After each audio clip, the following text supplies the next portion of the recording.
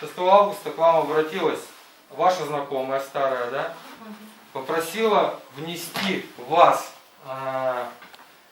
сделать ей прививку без фактической вакцинации. Все правильно? Да.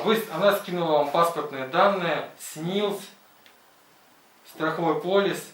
Вы оформили, значит, за нее карточку, отнесли в процедурный кабинет, где попросили в процедурном кабинете работника оформить ей прививку. Да. Правильно?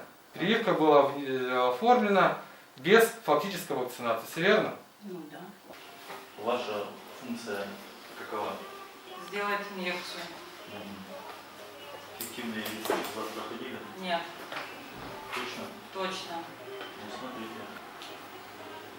Можете спросить, выйти в коридор. Я взятки не беру. Дарят. Что они все благодарны вам, да? Ну, как понять эффективно? Они же идут через терапевта. Приходят ко мне с допуском. Они сами принимают решение, делать прививку или нет, правильно? Они же взрослые люди.